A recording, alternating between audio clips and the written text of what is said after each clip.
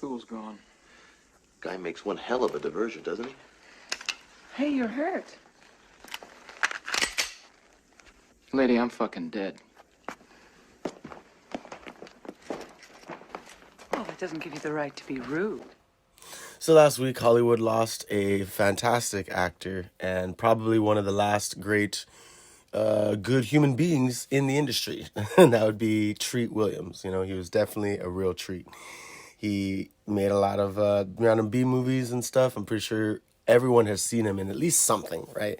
And when he was trending after his death, I ended up seeing this clip. And I was like, I feel like I've seen this movie before. So I looked it up. And sure enough, I had seen it before. And it was one of my favorite movies as a kid. And it's a trip now that I've rewatched it because it's like, I had good taste as a kid, I gotta say. But the film is Dead Heat, right?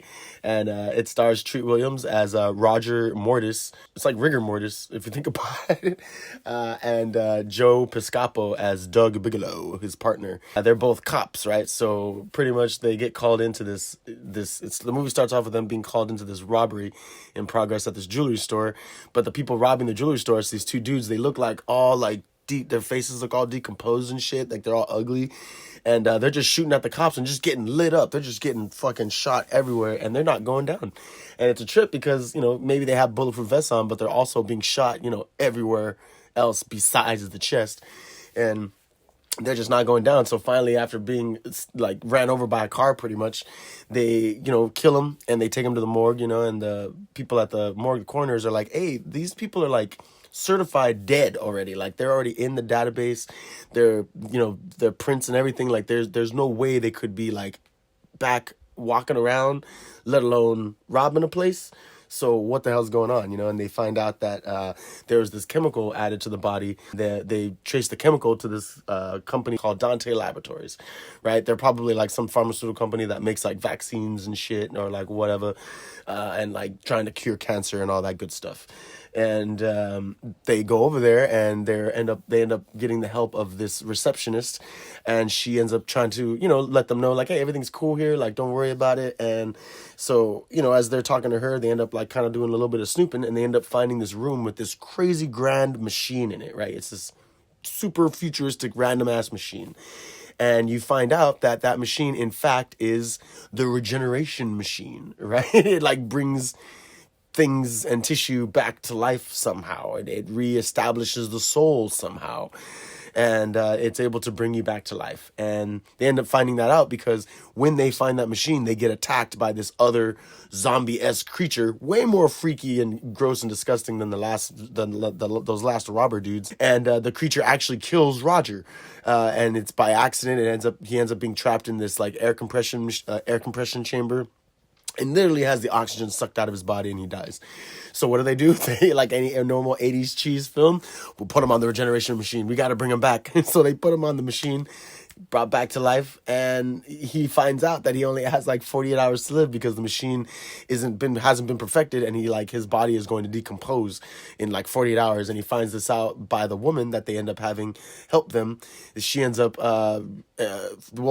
she ends up confessing that she was actually dead and that they brought her back to life and that they would keep her alive as long as she protected the secret of the machine or whatever. And so that the fact that she betrayed them, they stopped giving her dosage of whatever. She literally ends up decomposing in front of Roger, and it's a pretty old school horror great scene, because of the prosthetics and stuff.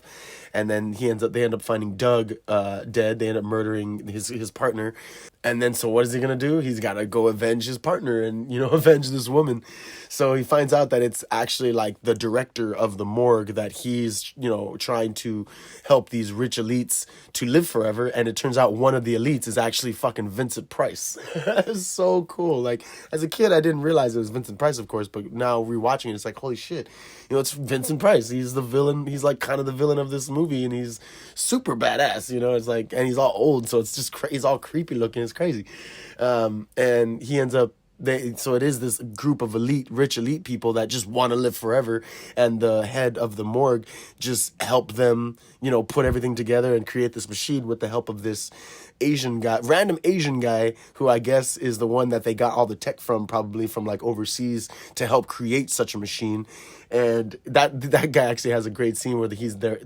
They go to his work, which is like this butcher shop, and he has a small version of the machine in the shop. So when they come to interrogate him, he like turns it on, and all the food around, like all the dead chickens hanging and like the meats, they all come to life. Like they get attacked by like a piece of liver. They get attacked by like the chickens and the dead turkeys. They get attacked by this giant full on slab of meat from like boar or some shit. It's so wild.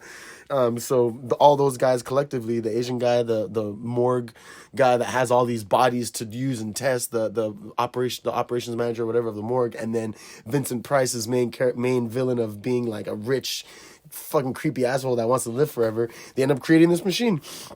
So after Roger finds out that it's the head doctor, they end up trying to, subdue him. And remember, he's also a zombie now, so he pretty much gets out of that situation and ends up fucking shooting his way to the to the laboratory to destroy the machine. And I'll leave the ending, because the ending you need to see, but it's a fantastic movie. Like I said, I cannot believe I forgot about this film, and it's so cool knowing that that was like one of my favorites. It's like, man, there's like so many movies I've seen, and that's why I enjoy talking about them here. Whenever now that this is something that I'm doing, but it's just, wow, it's so cool, and just to be able to share it, and y'all really need to watch it. All right, Dead Heat, fantastic 80s cheese, guns, zombies. What could you want? What more could you want? But yeah, it's a fantastic film. Check it out, Dead Heat. Thank you so much for tuning in, and I will, rest in peace, Treat Williams. You will be missed. And, hope everything's going well, and blessings to your family and friends. But, yeah, this has been Ghost in the Craig. Thank you so much for tuning in, and I will catch you guys on the flip side. Peace. It's disgusting. Entertainment is rotting flesh. I don't know what it is, but that's what the film is. It's you want to say, let's go have a great time. Let's go watch this ridiculously unbelievable plot and suspend our disbelief and have a great time. Okay, I'm going to believe this guy gets brought back to life and see what happens. Watch him chase down the bad guys. I think it's a lot of fun. Dead Heat is a cross between RoboCop, Lethal Weapon, and Night of the Living Dead. It has got every element that you'd ever want to see in a movie. They covered all bases.